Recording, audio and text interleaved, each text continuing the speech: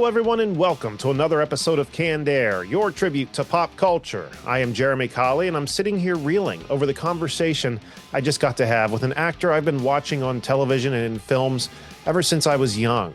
And all of you have been too. Even if you don't recognize the name or face, you've seen him in something. His IMDb goes on forever. You can see him in films and television shows like Batman Returns or Never Been Kissed, Ghosts, The Cable Guy, Jury Duty, Friends, It's Always Sunny in Philadelphia, That Thing You Do, Superstore, just to name a few. But he's probably best known for playing Alan Sanders in the film Twister, Merkin in the Drew Barrymore film Never Been Kissed, and Roach, the Wes Craven film The People Under the Stairs.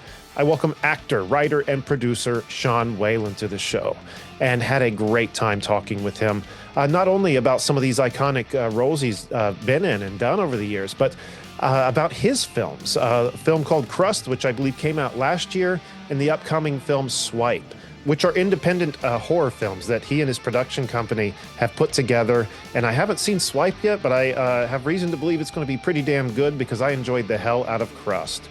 I'm going to have links below for you guys to check out Crust if you'd like to see it, especially after this conversation with Sean. Have a feeling you're going to want to. Swipe has not yet been released, but when it does, we're going to keep you guys in the know on that film. And we'd like to try to get Sean back on the show along with Rebecca Kennedy to talk about the film. So keep an eye out for that.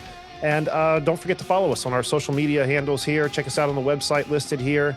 And I don't want to keep you guys from this one any longer. So without any further ado, here's my conversation with Sean Whalen.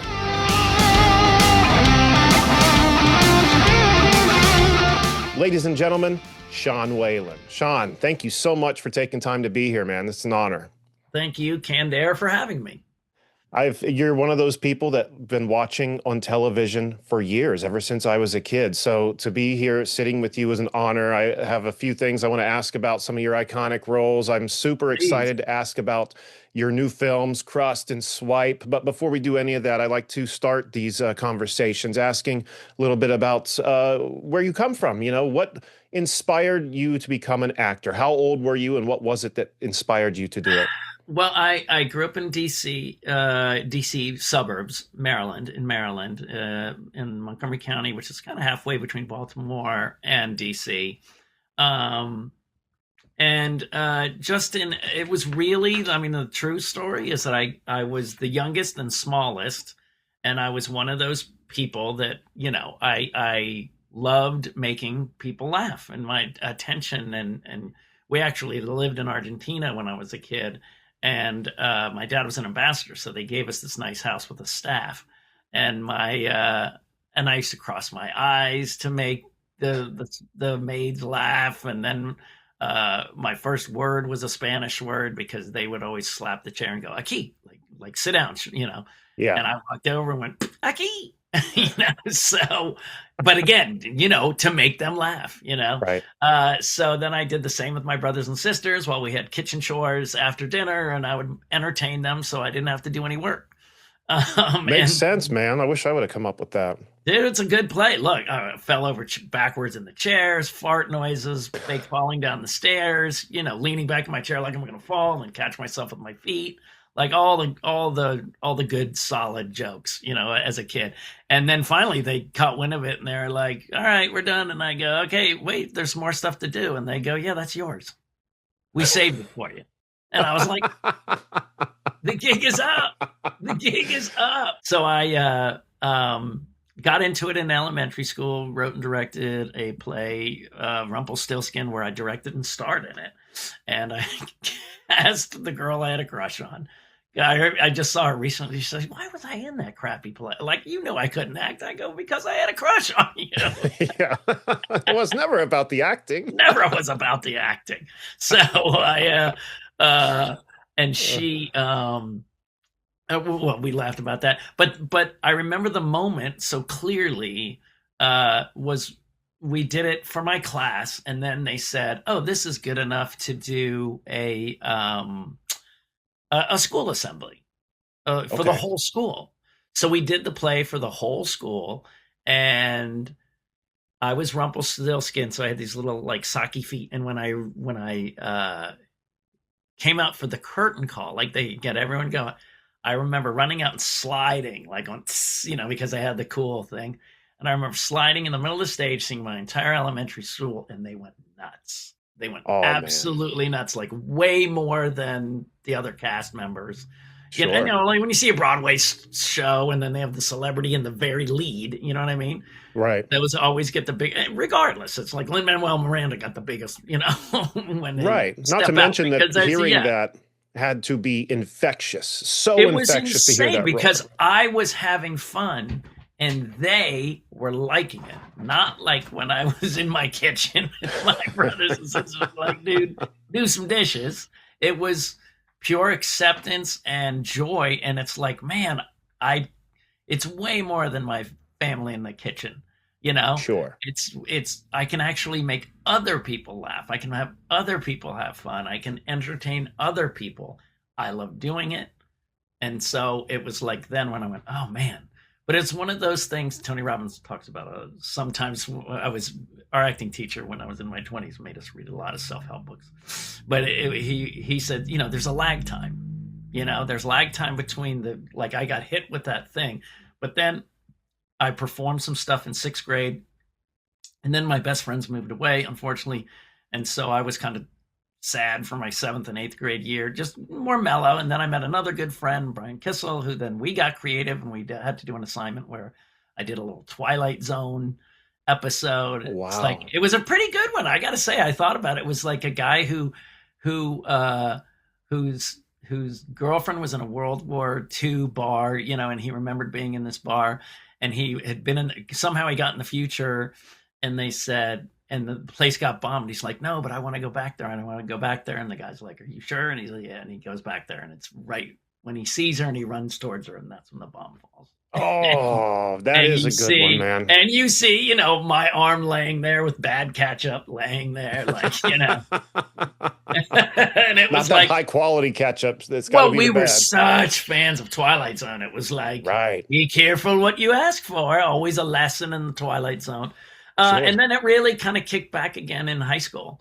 I just had a great high school teacher and I just did, I got into Godspell, which is a very hard, like most schools, juniors and seniors got all the part, but I was a freshman. I got a really good part.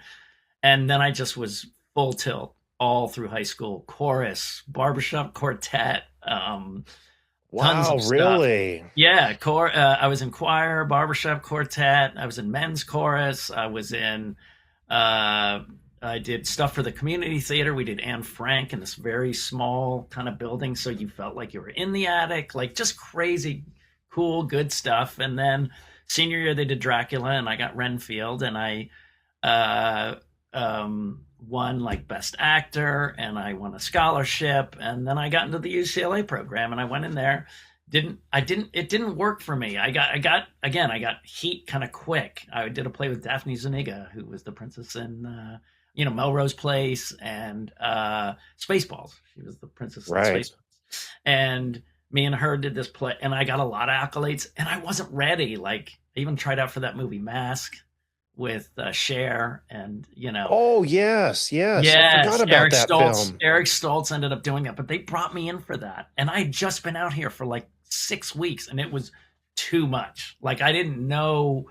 I just felt I was like, wow, this is too much too fast. Plus, I didn't love the program and what it had. You had to do a lot of set building and stuff like that, and I knew exactly what I wanted to do. It was like writing and stuff, but you had to do a lot of this stuff.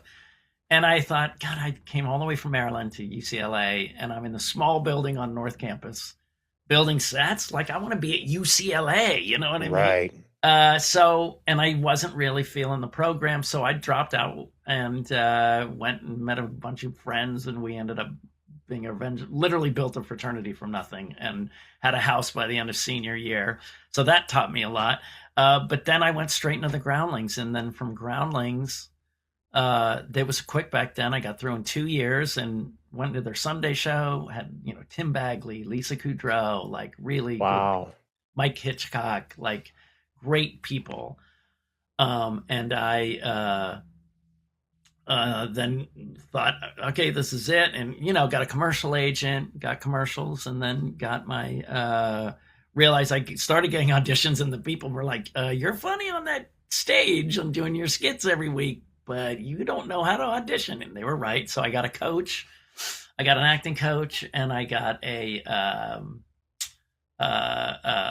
moved to another school, Playhouse West, more to learn theater and real. You know what I mean? Right. Uh, so yeah, that's kind of when I got real good coaching, and that's when I landed People Under the Stairs, Yeah. and that was great.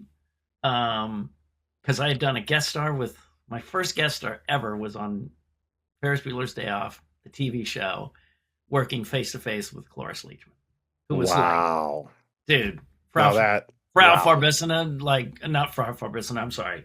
God, what is it? Well, who is she in Young Frankenstein? Oh my God, I don't remember. It's been so Oh my long. God, Frau Bruche. I Frau would have never Bruche, and the remembered horses that. always go, you know. Yeah. Frau Bruche, yeah, and she, and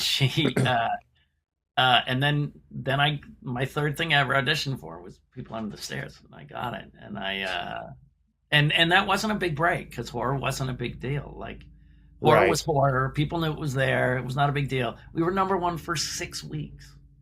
Who would have ever, like if we were six? Nothing is 6 weeks anymore. Nothing, you Right. know. And back then, since horror wasn't that, I know it helped because then I got Batman Returns, and if I didn't have the Roach credit, I don't think I met Tim Burton in person, um, and then uh, and then when the milk commercial came, that's when everything really changed. Yeah. Which is, yeah, I need to And backtrack if you want to go back, yeah, I know, just a sure, touch because I do want to touch on the milk commercial, but I'm extra curious about your time at the Groundlings okay, and Playhouse West because like you were saying, you were with a lot of people who would yourself included go out to become talent, household names. yeah, And I've always heard that, of either the Groundlings or Second City, Second City. Thank you so much. yeah. I'm curious, I know it's like an improv groups and you guys are just, working on your craft consistently, but what's it actually look like on the inside? Like I've never. When you go, they do improv one, basic improv, and you do a basic improv show. Um, at the end of you do a few months, and then you do a show, and you're judged on that show. So we did the first couple classes you don't. The teacher just decides who's they're going to move up and who they're not. So I was you do beginning improv, and then advanced improv, and now they have a lot more classes. But then you would go into writing and sketches. So then you would get judged on these sketch shows that you would do, and I advanced in that one, and then you did another one that then when you got advanced, and those shows required you to have sketches and there were improv sections.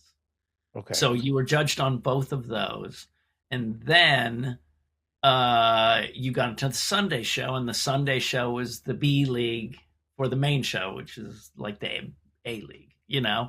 And I did the Sunday show. I didn't get in the first time because, from what I understand or gleaned, who knows? No one really knows, but there's a brilliant Patrick Bristow. You might know him best from like the Ellen DeGeneres show when she came out, the redhead guy. Yeah. He was the dance instructor in Showgirls. Pump it, Yes. that Wow. guy, the red-haired guy. He's a brilliant writer, like just genius, and he just got in like 6 months before me. And it was another thin character guy that can write, and it kind of felt like, oh, we don't need another one of those. Then we tried again, then they brought me back, and I got extended again. And then I kind of chose, like, after I went to this audition and I sucked, I thought, God, I got to learn how to act. And that's when I got the coach and went to Playhouse West. I see. Yeah. I see. It's so incredible. It seems like, But it's great because you're doing a sketch show every Sunday night, and I never pounded the pavement for an agent. My commercial agent is the one I had who signed me from the Sunday show still. Wow. Yeah, and I'm actually back with my agent. I actually was with her twice before, and then I'm back with her now.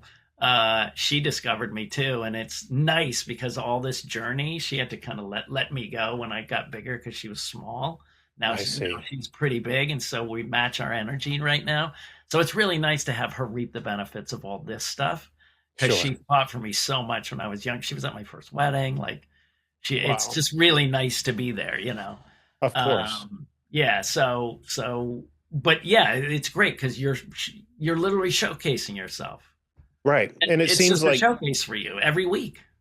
you were getting more zeroed in training on exactly what you were wanting to do than even at Yes. UCLA. You know, like you were Yes. saying, they were wanting to focus a lot more on like set build. Well, not a lot more, but they wanted Well, like and the then there whole was more gambit. drama. There was way more drama and cutthroaty, and I got hate for being a freshman and getting Mm, a play. And I was like, dude, it's because the part was like a 16-year-old kid, and I yeah. looked like a kid. You know, Yeah. I've always been younger looking. I'm 61, and I still am going out for mid 40s up to 50s. You know what I mean? Right. So I've always looked younger. So I mean, it was only because I would have to be the worst actor on the planet not to get the role. So just that stuff too. Way more drama and fighting. Yeah. It's like I've never experienced it out here as much as I did in there. That's So crazy to think about, right? yeah, it is. But yes, I think you're right. That's the one thing I would say. The main thing that I took away from the Groundlings is I cannot do normal stuff. I can't do. I wrote the sketch of the bad blind date, you know, or I went into the craziest store, you know, and there's a weird guy behind the counter. Like I'd write those and I'd throw them away because I go, I have to be weird, and that's I don't know how long you follow me, but that's where Roderick, the interpretive dancer, came from. Oh, Um, on Instagram? yeah, yes, yeah, Roderick on Instagram, Yes. but that's from the Groundlings. That was all improv. I'd come out and I would get three suggestions, and I'd have to do three dances right off the top of my head. And the music guy, not Teddy Zumbetti, but Willie Etra was a genius musician, and he would play the music and just follow my lead. Like it was great, and so I brought him back, and I love it because like now Roderick is hated by many and beloved. Like if you either love him or you hate him. Like Danny Roebuck, who was in Crust, just despises him. He just goes, and there's others too. They're like, they go, it doesn't look like you, and he's creepy. And I go, creepy? He's just he's supposed to be an interpretive dancer. So, but all that came from Groundlings, and it made me realize. So when I started to do TikTok and Instagram, I had to do the same thing. You Yeah. know, I brought back some of my 40s character with the thin pencil mustache who talked like, you know, that listen here, babe, I got something to tell you, you know. And I did one Christmas, and I'd love to do it again. It's like tell me Christmas things to say, and I'll say it as that guy, you know. And I might have to get in on that if you're doing that on yeah, Instagram. it's really fun. I may do it again, or I'm actually just gonna kind of throw out Roderick and go, should he return, and see my, you know, the let everything blow up because Yeah. people say no, yes, you know. So Then just sit back and watch it just all sit play back out. and watch it all go crazy. But I think it mainly taught me that all my stuff is weird. So when and then so that I think that led to quirkier characters. hmm Obviously the milk commercial was. Go ahead. No, I'm sorry. I didn't mean to. No. I think you wanted to ask a specific question. Well, you asked about the milk commercial, which I have to just say, I mean, if anybody hasn't seen it, it's one of those commercials that goes down in the pantheon of like great commercials over time, Yeah. right? It's And 13th of all time. 13th. Wow. Yeah. Wow. And for people at home who may not have seen it, I'm going to cut it in right here for And you. now let's make Yay. that random call with today's $10,000 question. Who shot Alexander Hamilton in that famous duel? Hello, for $10,000. Excuse me? Oh, I'm sorry, your time is up.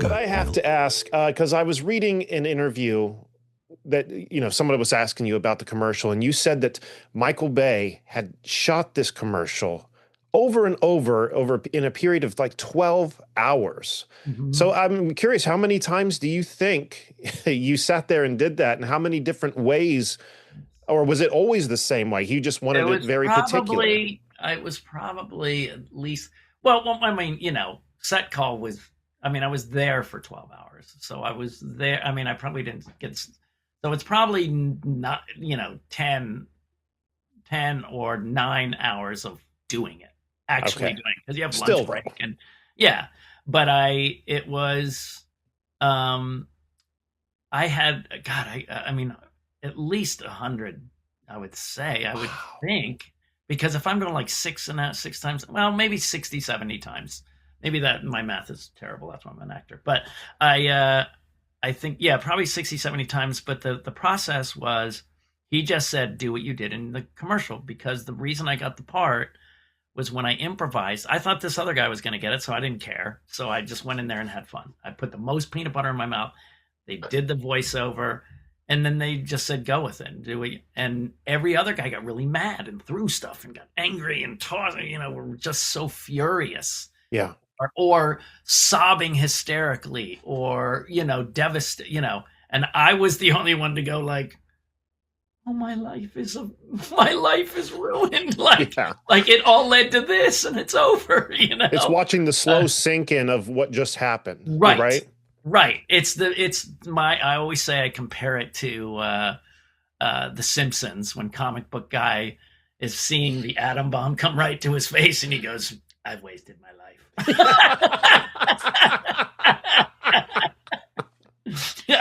And I didn't, that wasn't honor. And I'm just saying it, but it was that feeling of that feeling, right? Yeah. And I'm the only one. So then now you have an arc, right? Now you have an ending that's not, he's super happy and then he's depressed as hell, as opposed to super happy and then screaming, I just don't think that energy worked as well.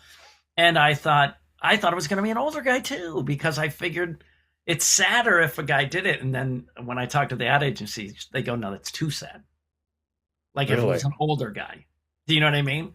And he missed the question. It's a lot worse. I see. Yeah, it's much more sad that way, right? Right. It's not as funny. So the younger guy that's more of just a, intense nerd, then I got it. Look, that took me years to understand. I didn't understand why they didn't. But then someone goes, yeah, it was way too sad if we cast an older guy, Sure. It makes a lot of sense. And so the process was, I had 4 wranglers. So I'd finish a take, I'd spit. They'd 4 people come up, one out of bucket, spit out in the bucket. The other guy handed me a water, drank the water, rinsed, spit in the bucket. Then turned to this guy. This guy's got a Q-tip, and he's, going all through my mouth to make sure there's no peanut butter remnants everywhere. Then I had the makeup person. Then someone handed me a new sandwich, and we went again. Damn, that's a lot of peanut butter. That's a lot. I had canker sores, dry, chapped, bleeding lips after this was done. Wow. And I couldn't eat peanut butter for years, and I still don't prefer it. I'm literally almond butter. Like I can't do. I do peanut butter on in Reese's, Oh, but for the most part, I don't eat a lot of peanut butter, and I really, feel. But for like 3 to 5 years after, I couldn't eat it. Period. I couldn't be around the smell of it. It was understandable. I mean, you're practically waterboarded with peanut butter, right? Oh my God! And then you're sitting there, and they go, "Oh, we got a camera problem," and I got a big mouthful, and then your body just does what a body does and starts breaking down the peanut butter, and it starts going down my throat and stuff. And But it was, I was very impressed. It was very quick and specific. And the other thing was, I think we can all agree on, especially since you showed it, the set design was fantastic. Oh, it was. The shots were amazing. The way he captured because he had a tiny little pin camera, which I didn't know that what he was doing. On one few takes, he had this pin camera. And that's what got all the cool peanut butter shots and the shot of my eyes going, all that stuff. Like, it was great. Like I'm glad I was in it. I'm glad I was a part of it, but they had a great writing story because a farmer it's California Milk Board. It was California. And then it got bought nationally, but California Milk Board was a farmer. And he goes, I don't know what you guys are creative. Just sell the milk, Wow.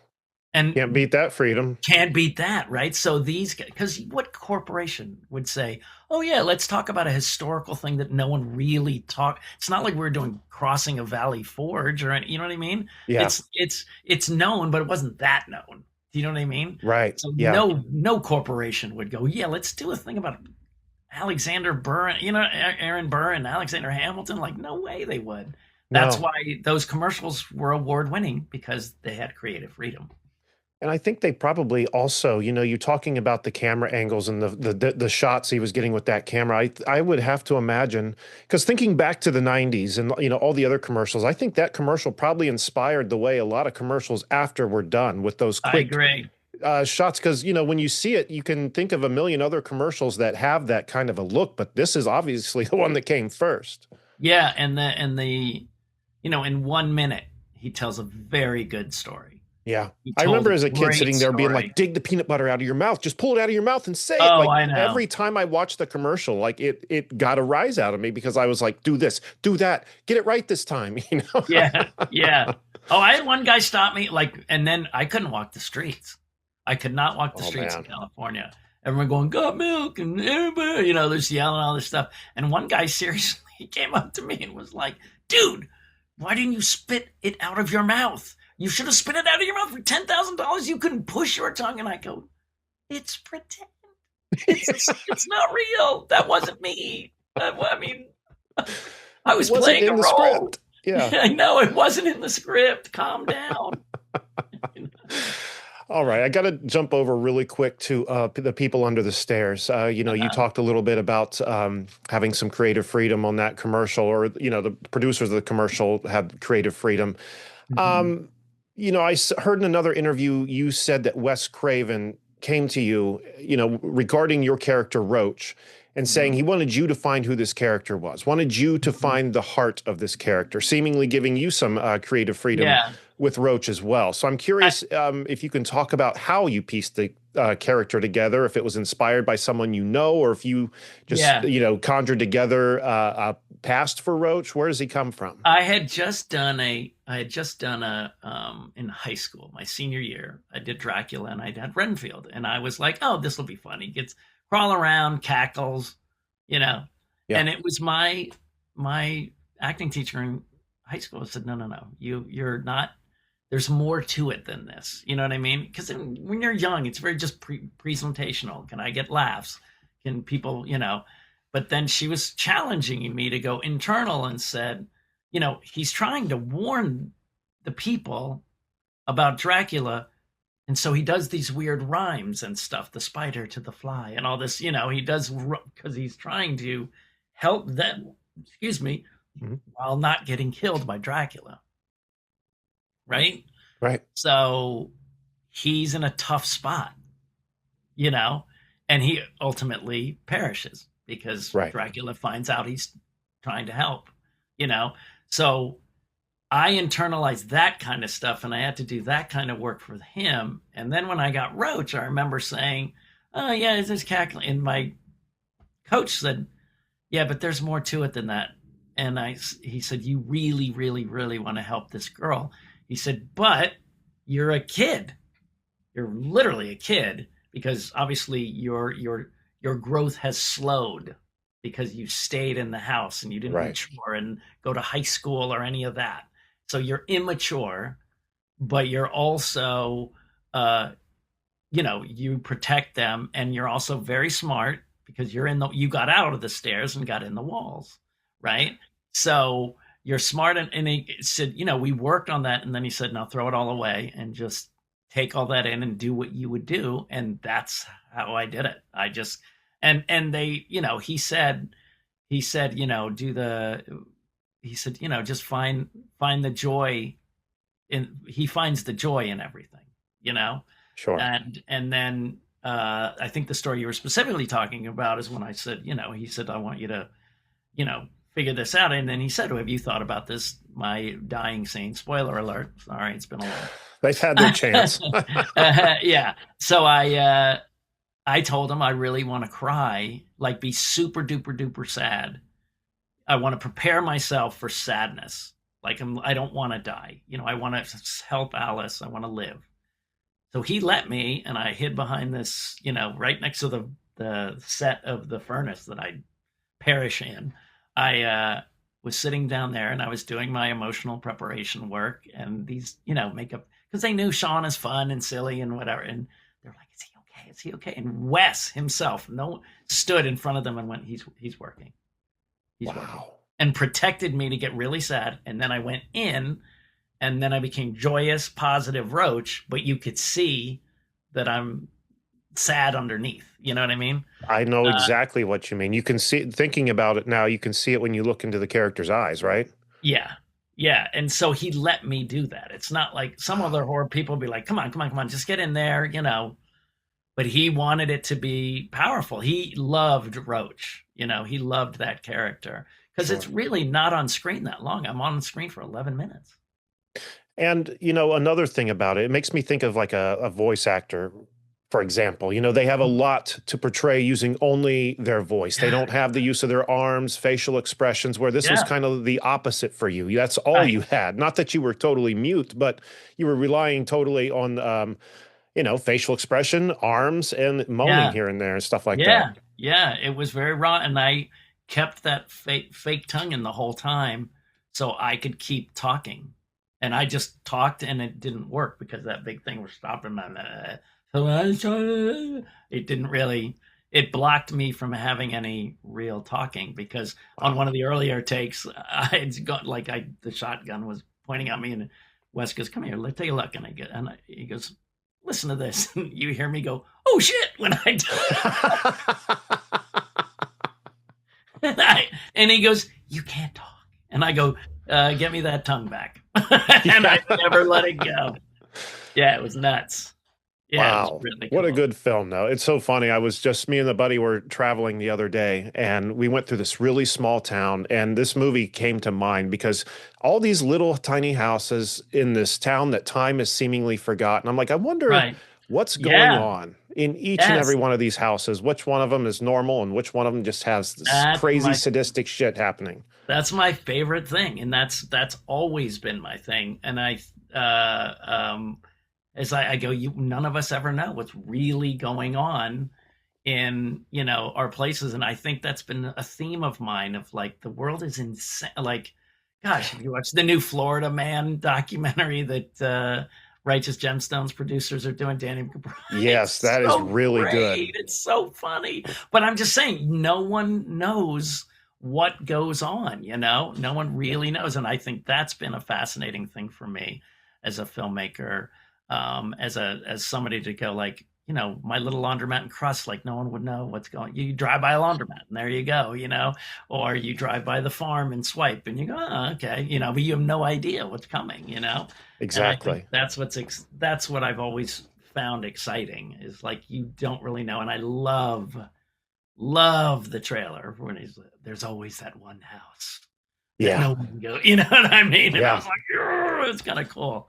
So yeah, that was great. Yeah, no, it was great. I love doing it. What a great first movie. What a great first director. I'm so blessed that was my first role.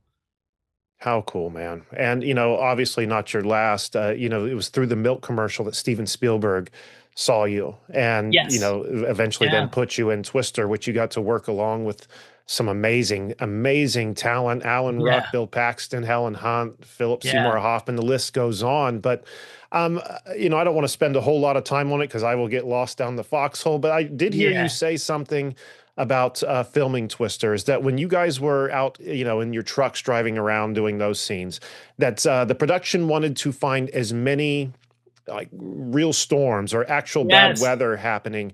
That way they didn't have to use nearly as much special effects in post. Right. So I was curious, what's the worst weather you recall shooting in? And were any of the twisters in the film, were any of them real? No, they never could find bad weather, or else by the time we got there, the bad weather had passed. I don't even think we had we might have had a rainy day or two, but we really didn't have that much bad weather. The poor guy was chasing it, and it would never work out. It was... we didn't find that many. The only thing, we had a huge storm right before the first day of shooting, like lightning and thunder, like you've never, but like would believe. And I was in a little apartment that I had rented, or the production had rented for me. And man, those walls shook like crazy. That was nuts. And Wow. that was the day before our first day. And then one time, in Oklahoma, and during those times, they have it's always on TV. The little radars are on TV 90% of Like the time. all the time? All the time, because it's tornado alley and tornado season. And I saw one, heading towards where we were, Ponca City. And they said, we don't know how far this is going to go. They didn't say tornado. They just said a big storm cloud, whatever. But when it came over my house, we all went out to watch it, since we were all fascinated by it, really into weather, obviously, while we were shooting. And it came over. And as it came over, I looked up and the circle was going. Oh, wow. And it kept going and it kept going.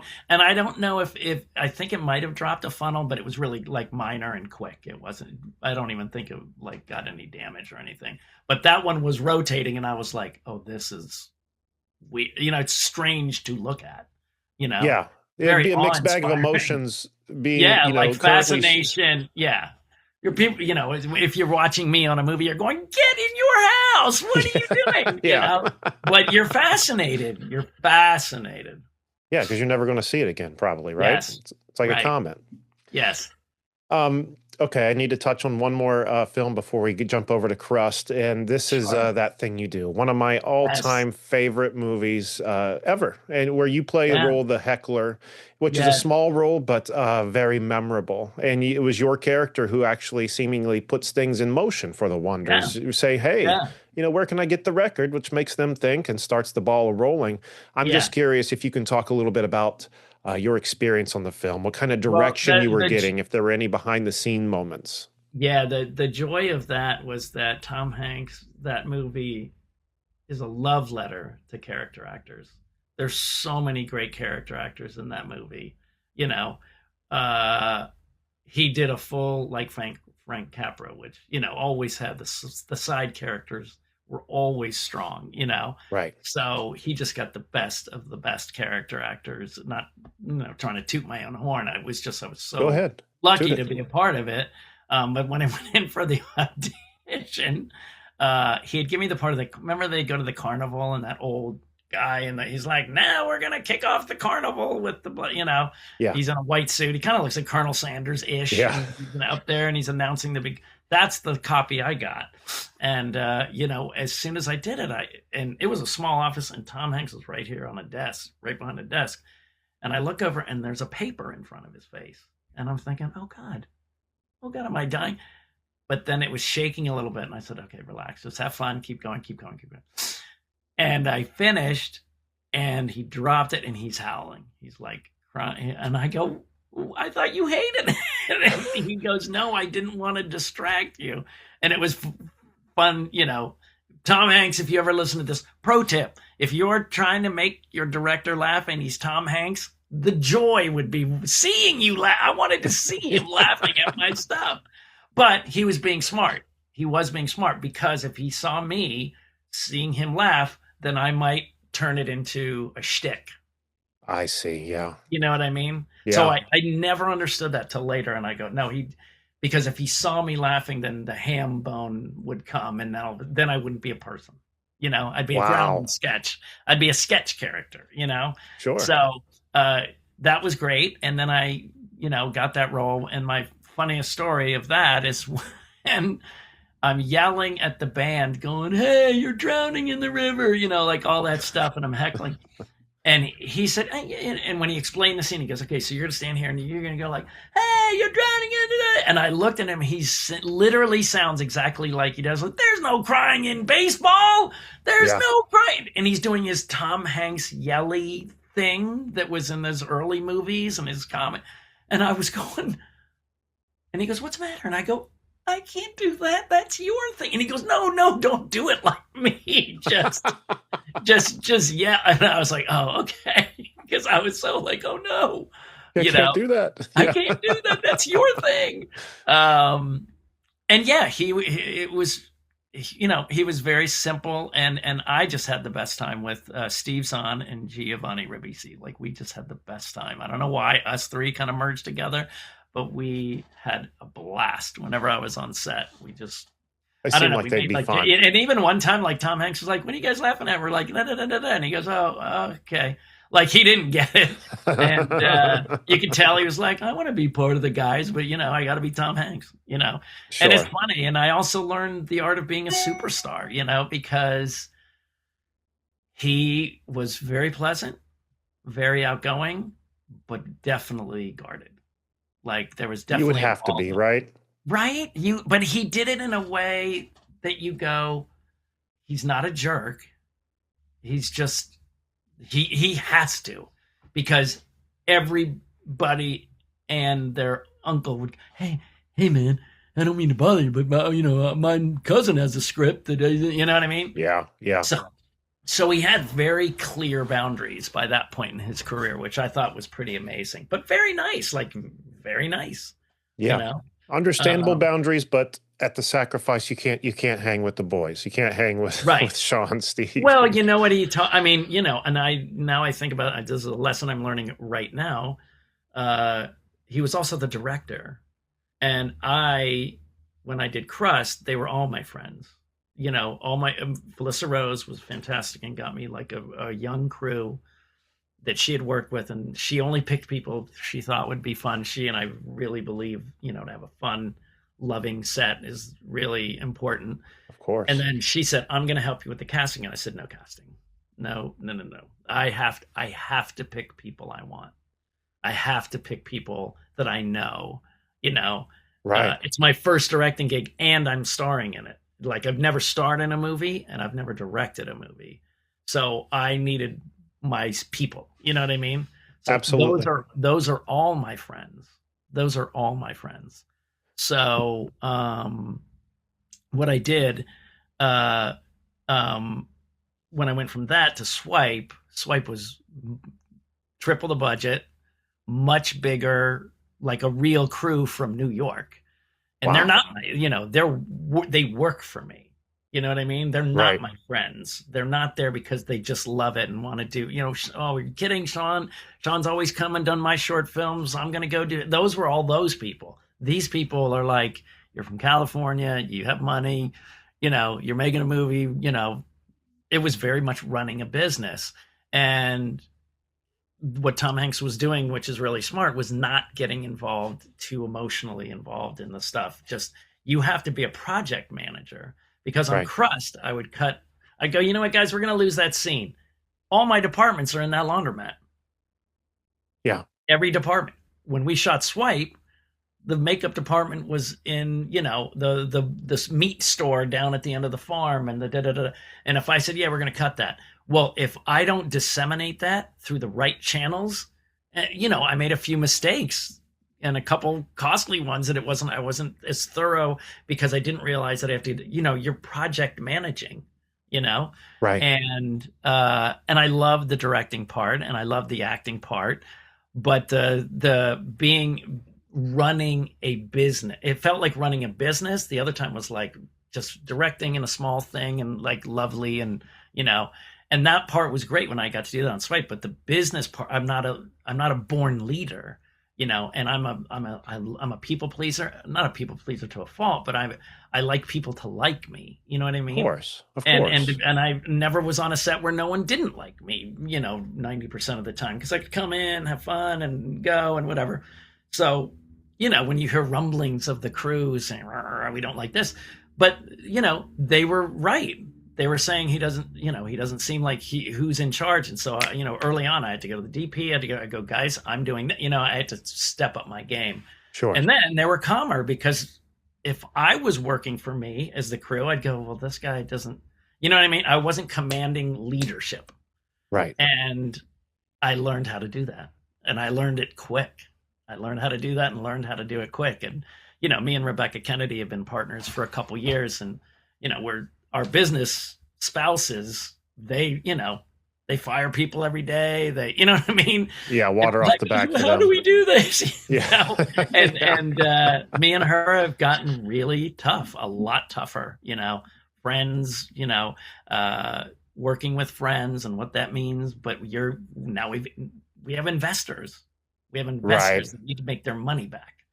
So it's not, you know what I mean? It was a lot you have different. to play it a very certain way, don't you? Yeah, you have and to so be I more learned strict. it, and once my crew saw that, okay, he's more in control, they calmed down, but they had every right to be nervous, Of about course. like what's happening, like who's in charge, because the guy who's the buddy of everybody, like that, you know what I mean? Yeah, people aren't going to take it serious. Yeah, right. You have to learn how to go, no, this is what, and things started happening more with my crew, if they would go, I don't know if we can do this. And I go, well, this is the only place we got, and we've got 30 minutes.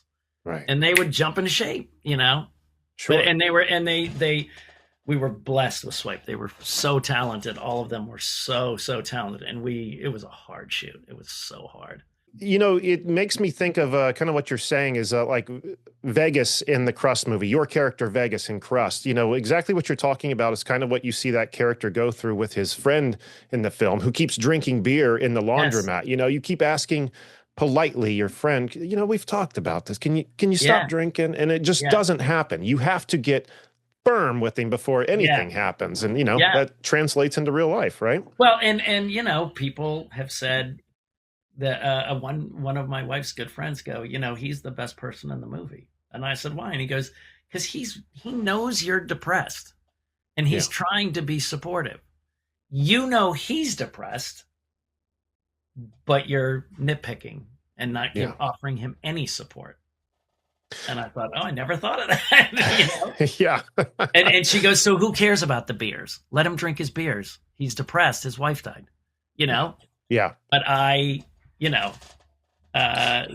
it's an interesting dynamic. For the people at home, really quick, I'm going to cut the trailer to Crust in right here. Tinseltown is attempting to reboot another 90s sitcom. Randy Robbins is behind the reboot of A Baker's Dozen, but the whereabouts of his co-star Vegas are unknown. Aren't you going to do that show? Everybody who said they loved me and supported me left me alone as soon as that show ended. It's our anniversary. It's over! No more anniversaries! Excuse me, Paul? I'm Neela, by the way. Take care of yourself. Because there are a few nice people who give a shit. It just feels like I'm stuck here forever.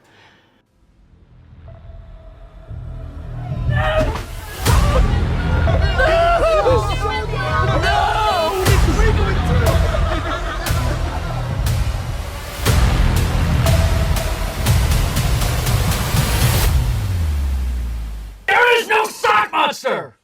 Explain this. It's a sock.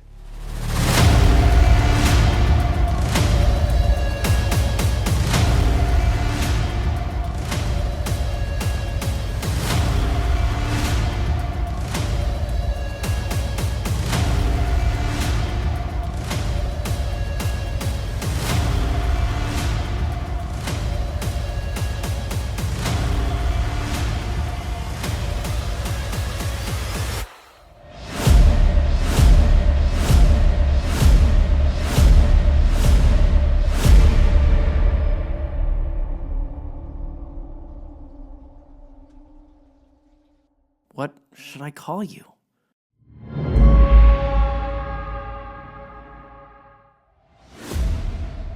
I have to say, man, I love this movie. I found out about it on your social media, and I kept wondering, like, what is this? What is this film? Especially when I saw the sock monster. That's what really grabbed my curiosity. I was like, okay, this is something I've never seen before. But after watching it, not to kiss ass, I genuinely loved the film.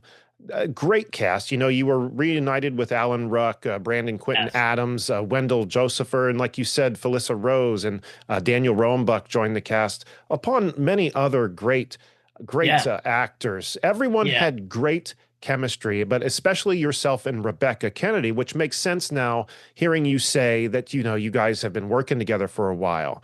Well, we didn't. That was the first time we worked together. We had worked together. Sorry, finish your question and then I'll explain that part. It wasn't even a question, more just a statement, but it was just a movie where, I went into it not knowing what to expect. not knowing what's going on with this situation. And about the time I feel like, okay, I think I know what's going to happen, I'm wrong. Totally wrong. And that's what I love about films like this, not being able to predict the outcome, not being able to see down the road. So I'm sorry. Yeah. Go ahead. No. So Rebecca had been, we'd known each other. We were at same managers. We were very good acquaintances with her and her husband, my wife and I. She was going to do the part, then it went away. And then finally, it came back and I said, will you do it? She said, yes. She was just, a trooper coming down, but she was really smart. And we both sat down to each other and we just said, if we don't have chemistry, there is no movie.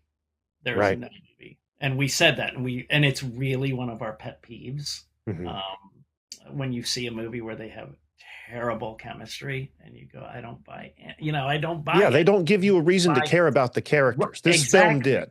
So what Rebecca, I was in a class and I said, look, I'm in a class working on these scenes. Would you without question, she joined the class, paid for the class, probably broke even on the film because of the class she paid for to be in. But she never questioned to what can I do to make it better? What can I do to make it better? And then when we were on set, she would say directorial things. And I go, well, what have you produced and directed? She goes, well, I'm just starting to produce, but I haven't directed anything. And I was like, what? Her eye is so good. And I just said, okay, that's going to change. And when you hear her tell the story, she goes, do you know how many times people go, I'm going to write you a movie, or I'm going to, you're going to come back and be a regular on this show. And we hear that all the time and it never goes anywhere. So she was like, great, sure, whatever. And a few weeks later, I go, hey, I'm sending you pages. And she's like, what? I go, the short. Oh, you meant it. So me and Agent Bynes, Gabe Greer, the genius Agent Bynes, who plays the twins. Right. He and I wrote our short film Love Language, and that features all the cast of Crust. And we call it a Crusty, like a mini Crusty, and it's really fun. It's me and Gabe wrote it, and we got into LA International Film Festival. But it was at that time that me and Rebecca and her husband and my wife said, she had just done a movie. She had just done a movie. She was gone for a while, and then she came back, and she thought, I give so much, and I don't get any say. You know what I mean? Right. And so and then she had a short that she was producing, her first short she produced. I highly recommend it. It's called Sweet Molly. But she was saying, I've gotten thousands of submissions for a short film that shoots in Utah for 5 days. You know what I mean? Yeah. She goes, there's just, the competition's crazy. And then when you do it, you can't control the outcome. You don't have any of the decisions. And that's when we sat there at a diner and went, I think we should do our own stuff. So that we did the short film first. We did a comedy series second, Psyche on Sunset, which is, I highly recommend. It's the hottest restaurant in LA where all the waiters are trained therapists, but they're the worst therapists in the world as well as the worst waiters. So it's what a tagline.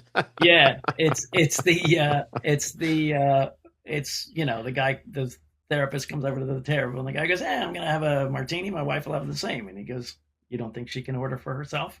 He's like, what do you mean? I always order it for her. Oh, so you've constantly controlled her outcomes. No, she loves it. Oh, instead of you telling us she loves it, why doesn't she tell us that she, you know what I mean? Right off the bat, they're just gaslighting. They're just bitter that they're waiters. So they're terrible, Yeah. It's their own form of sadistic really entertainment.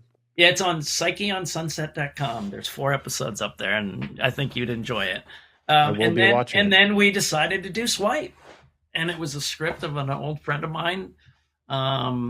Super ambitious. It was super ambitious, and when I realized it was kind of a female Texas Chainsaw, with a family, but a family of women.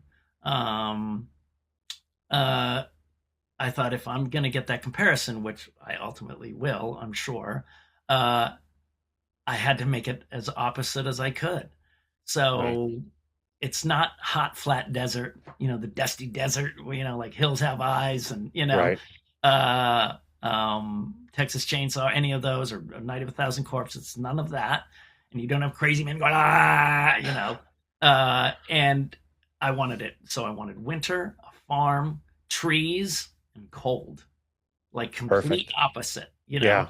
And we have a dinner table scene, but it is literally proper. Like Elaine Dick is talking to the three mute, you know, monster women. They're sadistic, cruel women. You know, put your napkins on your lap.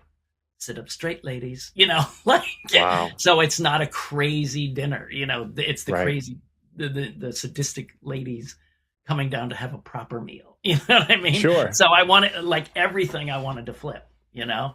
And we have some straight up homages to Psycho. I finally saw Goonies, which got a lot of, I'd never seen it. What? I know, but everybody thinks I'm a millennial, but I'm not. I'm not a millennial. I'm not, or Gen X. Sure. I'm literally the skosh of a boomer. I'm 64, which is the last year of a boomer, and 65 starts Gen X. So I'm right on the cusp, but I was in my 20s when Goonies came. I don't want to see, you know. Of course. When you're that age, you have so many other things on your mind other than films. And we were snobby. We would watch the Coen brothers and the Woody Allens and you know what I mean? You know, we would watch high-end movies, you know, artist movies, you know. We were going to watch, you know, everything from Spike Lee and you know what I mean? Like, we were film nerds, not movie nerds, you know? Yeah. And so, but we have an homage to Goonies. We have, my line is like, we have everything from Psycho to Scooby-Doo in Swipe. You got Texas Chainsaw with some Psycho and Scooby-Doo's mixed in, and it's a crazy ride. But I think a great commercial, man. That just got me wanting to see it. So, did you like the trailer? Did you like the trailer? Yes, I did love the trailer, and I will cut that in right here for the viewers at home.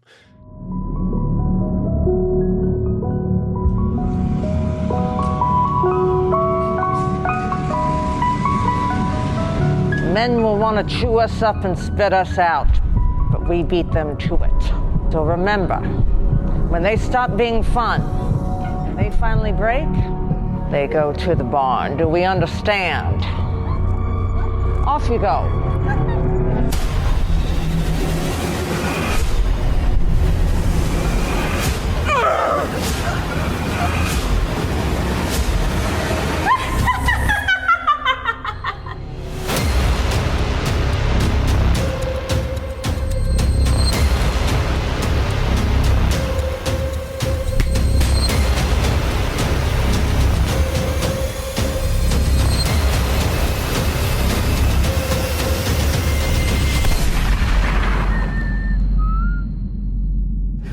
What do we do? I don't know. I don't know. I don't fucking know. Is this film out yet, or is it about to come out? So we are in the final stages of post-production, and we are circling a couple of sales agents that really see the potential. Because, you know, I saw a TikTok woman, a woman from Sony Pictures or Paramount somewhere. She was talking. She goes, the only thing people want is horror with a fresh take. And I was like, yeah, got it. Nailed it. Because it really is. It really is horror with a fresh take, you know? Yeah. We haven't seen that before. And that's what I always dreamed about, that first shot of all the mother and the daughters on either side, you know?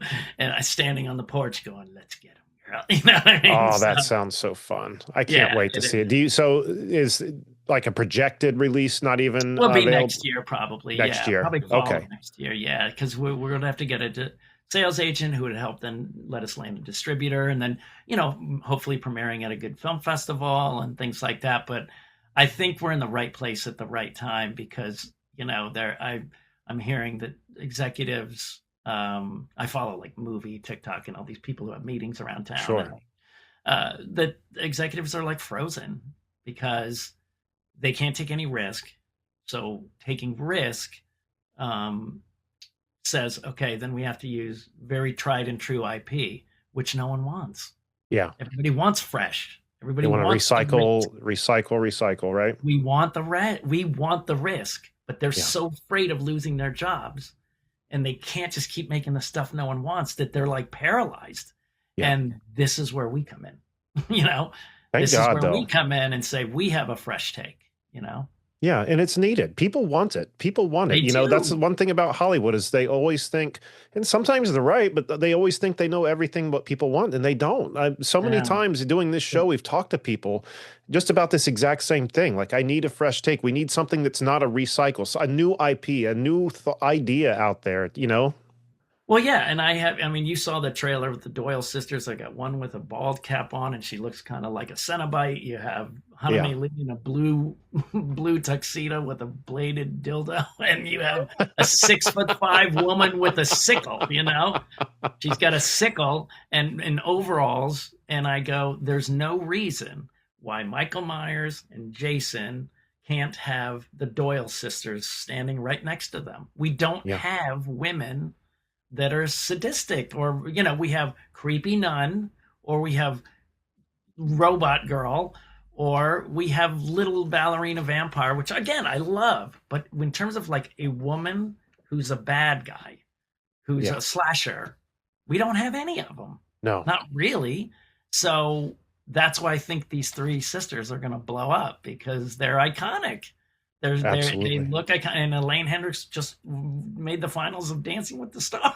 So the publicity, like her publicity, and her fans love her. So when they see her in this horror movie with this gray wig and these scary, it's going to be great. Like, I just think we're positioned for good things. Yeah, and your excitement's palpable. It's got me excited, man. And on top of the trailer. So you're going to have to let me know when that comes out. Maybe we can do this again and just focus all of our attention purely on I can bring Rebecca on, too, as my partner. That would be amazing. We are running out of time. I just have a few more questions to ask you. One, jumping back to Crust. I was very, I had where to start with this? It was reminding me of Schindler's List, and you already know what I'm talking about, where the film is in black and white, and there was one moment where you see color, the blue tear fall into the sock pile. It reminds you of the little girl in the red dress in Schindler's List. But it then made me wonder why you decided to go black and white. Not that it's an issue. I guess I hadn't even really noticed until that moment, and I think that's the merit, that shows the merit of the film. I think what happened, like this film for sure, one time the whole idea came from these people, producers I had a meeting with, and they were like, oh, horror's so expensive. I go, you guys are overthinking it.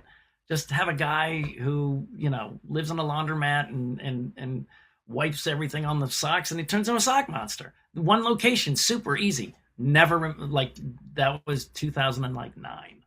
Never thought about it again until I went and did Ugly Sweater Party with Aaron Mento and Charles Chudabala, who played Les, the first kill in the dryer. Yes. And they were making a movie right out of their house. And it was Ugly Sweater Party, and I'm throughout the whole movie, and I was there a day. So they shot my opening scene, shot me on green screen, and I'm throughout the whole movie, and I go, oh, this can be done. Just got out of a depression after my divorce, I had anger, and I was like, and it just, I go, man, I need that movie, Because I was like, should have had a pet. And I go, I couldn't wash my face, let alone have a pet.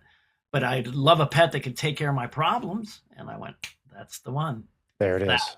And then I thought, okay, but I've got to do it low budget. So the whole thing was written to fit a low budget. Like, I put sheets over the wall. And they was like, oh, it's so great because the world's closing in on Vegas. And I go, no, dude, I couldn't afford paparazzi. But that's the kind of things that happen, so that idea of the tear, I have no idea, but it was, again, same idea. Friends said, just shoot in black and white. And I thought, oh, that's great. But it's one of those things that, like, I hear musicians say, like, I'll get a riff and I'll put it down and I'll start to play my riff, but it can't leave you.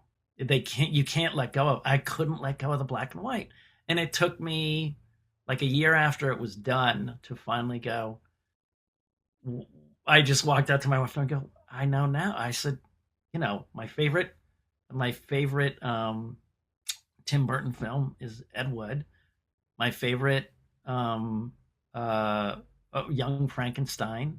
Yeah. And I said, but more than that, my favorite writer of my entire life since I was a kid is Rod Serling and The Twilight Zone.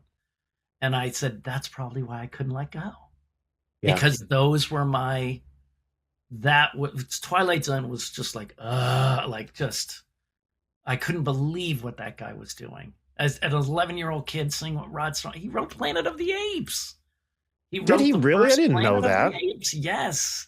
But think about it. Planet of the Apes is a Twilight Zone episode. It truly is. It truly is with the big twist at the end. And then the middle is the trial of why putting humans on trial for what they could do to destroy places and things like that. You know what I mean? Yeah, that's absolutely. So Twilight Zone.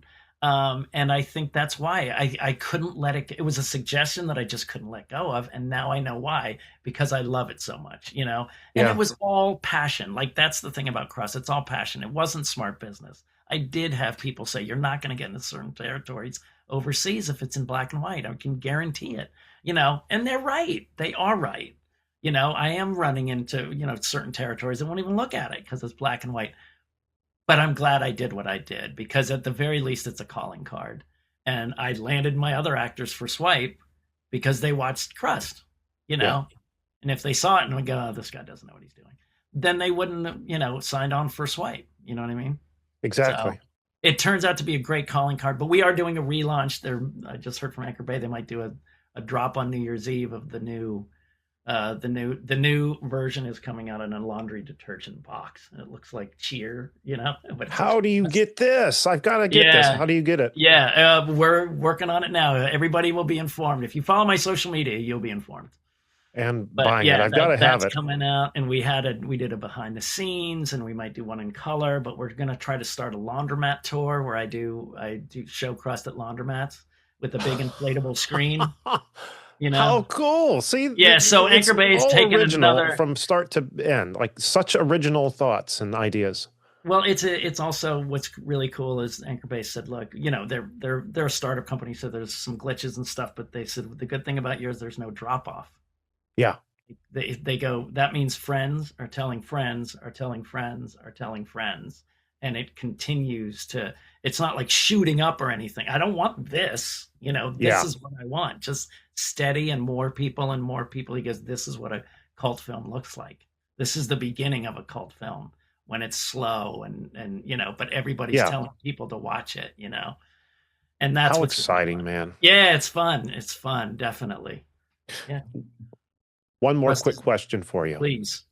I've read online that one of the movies, a movie that you've always wanted to star in, but you've never even, I don't even know if you've had a chance to be in, is a Western. Yes. And being now that, you know, you and your wife and your friends have your own production company, is this a possibility? My wife and my friends have all said, that's so cool. Get cast in one. We're not doing Western. Why is that? Why? Right now, my thing is comedy. If comedy was huge right now, I'd be in hog heaven. Crust, I would say, is, you know, if someone goes to horror comedy, I'd say, comedy horror. You know? Yeah. It's just so hard. Westerns are really, really, really hard. I'd like to act in one. I don't necessarily want to produce one. And honestly, right now we're going, what's the only thing being sold right now consistently and is doing decent numbers is horror. Yeah. Period. Like Black Phone didn't get a lot of buzz or anything, but it tripled its budget. Is that right? Did it really? Yeah. Like I thought, oh, that was a tank because I haven't heard anything. But then I looked in the trades and it's doing well. It's doing very well. And here's why, because people say to me, why is horror the only thing that's selling? That was going to be my next question to you. And I'll tell you why. If you go to a horror fan, like if you go to romantic comedies, and burn out on them, right? Mm-hmm. What are two audiences that will never get enough? The people who love Christmas movies, they will devour them all day long. They can't get enough. You go, and for horror, it's the same thing. If you go, look, man, we can produce you can have 2 horror movies a day. And they're like, what, we can't have 5? Yeah. It's endless. And what's great is they want to see everything, even if they hate it. but they're still buying a ticket. You know what I mean? They're going, I'm going to show them that this movie sucks. Here, let me see it. And they buy a ticket. Sure. And they can see it. But it and also this take with horror with the twist. Good Boy did great.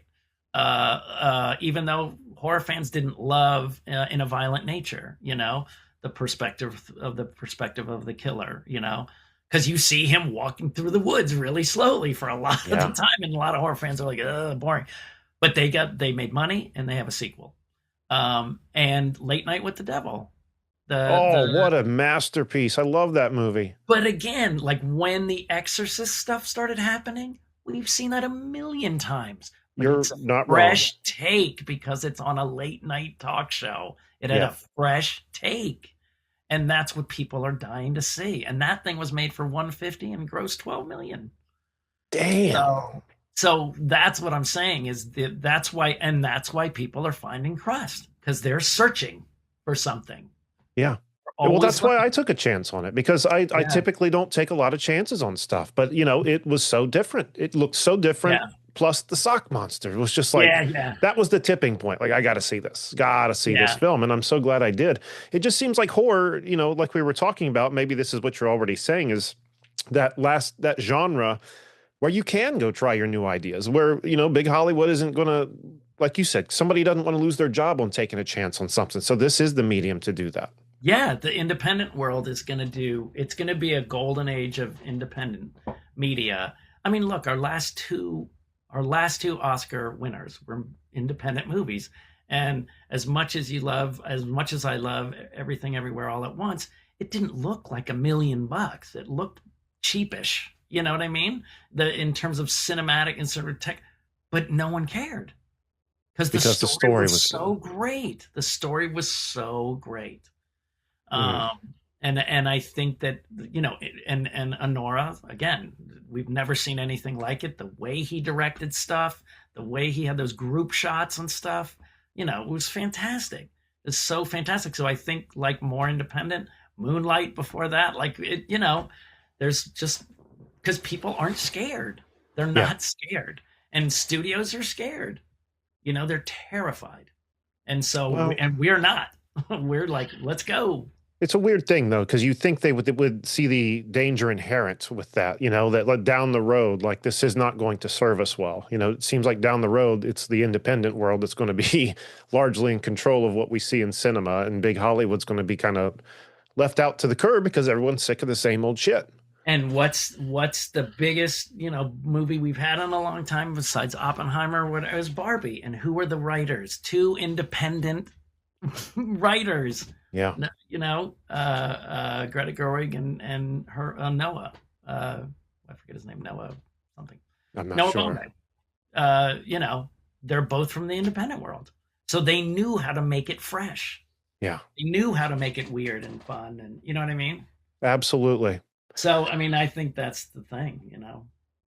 Well, this has me even more excited to see Swipe. And I can't encourage you people at home enough to check out Crust. I'm going to be putting links below to check out Crust, as well as Sean's social media. Is there anywhere else people should be checking you out? No, if you put my social media, TikTok, Facebook, and Instagram, I think I have a fun page. I would have to agree. I've been following you for a good couple years now, and I'd have to say it's pretty damned entertaining. Yeah, that's what I think that's the thing, is I like entertaining people and stuff like that. So mission accomplished. Yeah. No, and I appreciate your time, and mainly I just want to say for any fans that hear this or whatever, just thank you. Not all of this is because of you. When I was on TikTok during the pandemic, they said you're underrated. You never get real. Why don't you get bigger parts? They don't understand the business. They think I should go into Warner Brothers and go, I need a lead. Let me get that for you. You know what I mean? Like, we got one right here for you, Sean. Yeah, here you go. It's not the way it works. I said, look, I have been told. They're like, they said that to you? I said, no. They just give me auditions for non-leads. I've never gotten auditions for leads. The independent world sees that differently. Yeah. I'm starting to get more offers for that on independent world. But they all said, you're underrated. We want to see you in bigger films. So when I did the Indiegogo for Crust, I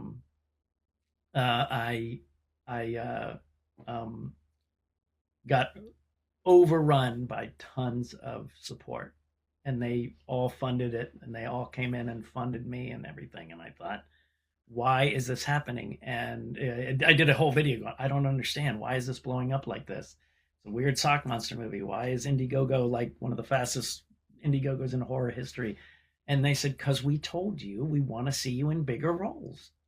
And so we'll pay to see it, you know? That's got to make you feel like $1 million, man. Well, yeah, because it feels like the giving part worked. You know, it felt like my version of A Wonderful Life. You know what I mean? That I've been doing all this stuff, and all these other people, I give 100% any role I do for other people's films. And they said, but now it's yours. And we want to, if you gave 100% in theirs, and we can't wait to see what you're going to do in yours. And I would say it's the best acting probably I've ever done, only because I had no time to worry about it. Right. I couldn't think about it. I knew the script so well, but I didn't have to think about it because I knew what the part was. And then I couldn't sit there and go, oh my God, do I have my lines? You know, I was setting up the shot, everybody ready? Okay, let's go. And then I would just jump right in, you know? And, and it was great. No time to be nervous. No time to be nervous or overthink. And having, again, it's amazing support systems like Rebecca and Danny, and, you know, it was great to play tennis with these guys. It was great. Absolutely. A well-oiled machine, it seems you have. And obviously, you know, watching Crust, you can see something good happening. So can't wait again to see Swipe. Thank you, Sean, so much for being here. It's been an honor to speak with you tonight. Yes. Thank you very much for having me. I appreciate it. Now, see, what's your name, though? Because it says Canned Air Podcast. Oh, my name is Jeremy. I'm sorry. I thought I said that at the top. My bad. I'm sorry, man. No worries, Jeremy. But thank you for all your kind words and your very thoughtful questions. I appreciate the time.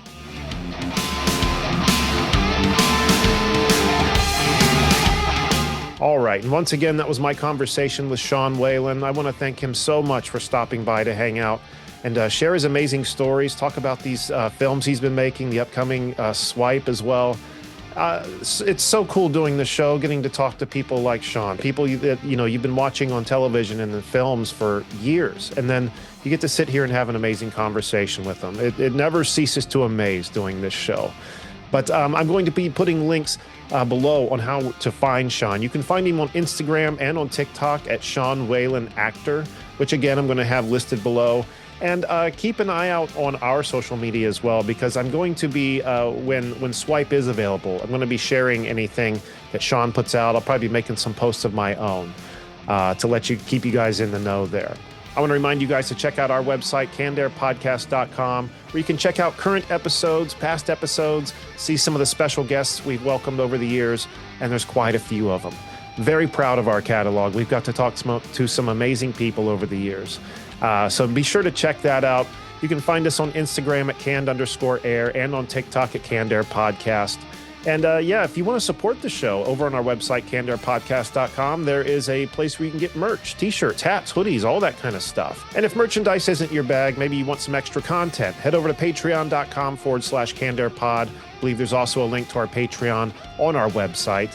But you can get extra content, shows we've been doing specifically for the Patreon for the past 5 years. And for $5 a month, I don't see how you can go wrong. Lots and lots to do over there. It's one of my favorite shows that we do. It's one of the favorite things we do here, just because we let our hair totally down over there. Last but certainly not least, the Evergreen Podcast Network, the network we are privileged to be a part of, along with many other great podcasts. Check them out at evergreenpodcast.com. And I think that's going to do it for this episode. So I want to thank you all so much for watching. I want to thank Sean Whalen once again for being my guest today. Be excellent to each other.